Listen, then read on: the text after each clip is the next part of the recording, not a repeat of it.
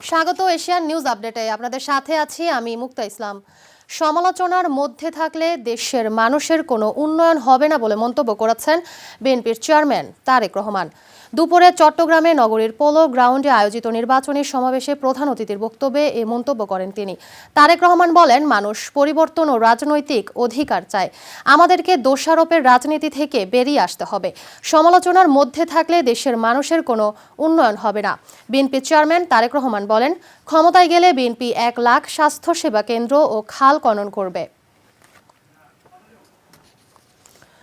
আসন্ন ত্রয়োদশ জাতীয় সংসদ নির্বাচন উপলক্ষে নির্বাচন কমিশনের সার্বিক প্রস্তুতি সম্পর্কে জানার পর একটি অবাধ, সুষ্ঠু, নিরপেক্ষ নির্বাচন অনুষ্ঠানের জন্য কমিশনের প্রতি বিদেশি কূটনীতিকরা তাদের সর্বোচ্চ আস্থা প্রকাশ করেছেন বলে জানিয়েছেন প্রধান নির্বাচন commissioner AMM Nasir Uddin.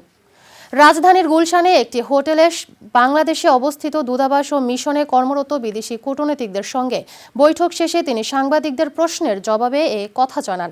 CSE বলেন, একটি অবাধ, সুষ্ঠু, নিরপেক্ষ, গ্রহণযোগ্য নির্বাচনের জন্য আমরা কি কি প্রস্তুতি নিয়েছি তার সমস্ত প্রক্রিয়া সম্পর্কে তাদেরকে আজ আমরা জানিয়েছি। তারা আমাদের সার্বিক প্রস্তুতি সম্পর্কে সন্তোষ প্রকাশ করেছেন এবং আমাদের সকল কর্মকাণ্ডকে এপ্রিশিয়েট করেছেন। উত্তরের জেলা ঠাকুরগাঁওয়ের 33 কিলোমিটার পূর্বে 3.4 মাত্রার একটি মৃদু ভূমিকম্প হয়েছে। সকাল 8:34 এই মৃদু ভূমিকম্প হয়।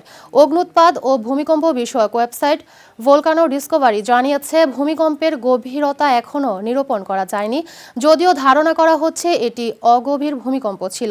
ঠাকুরগাঁওয়ের অনেক বাসিন্দা জানিয়েছেন তারা ঝাঁকুনি অনুভব করেছেন। কেউ কেউ বলছেন ঝাঁকুনি বেশ শক্তিশালী ছিল। বিশেষ করে পীরগঞ্জ ও রানী সংকুলের বাসিন্দারা এটি সবচেয়ে বেশি অনুভব করেছেন। সামাজিক মাধ্যম ট্রুথ সোশ্যালে এক বিবৃতিতে কানাডার প্রধানমন্ত্রী মার্ক কার্নিকে উদ্দেশ্য করে ট্রাম্প বলেছেন, কানাডাকে ব্যবহার করে চীন তাদের সস্তা পণ্য যুক্তরাষ্ট্রে ঢুকিয়ে দেবে। কার্নি যদি এমনটি মনে করে থাকেন তাহলে তিনি চরমভাবে ভুল করেছেন। তিনি আরও বলেছেন, যদি কানাডা চীনের সঙ্গে বাণিজ্য চুক্তি করে তাহলে যুক্তরাষ্ট্রে আসা কানাডিয়ান সকল পণ্যে তাৎক্ষণিক 100% শুল্ক আরোপ করা হবে।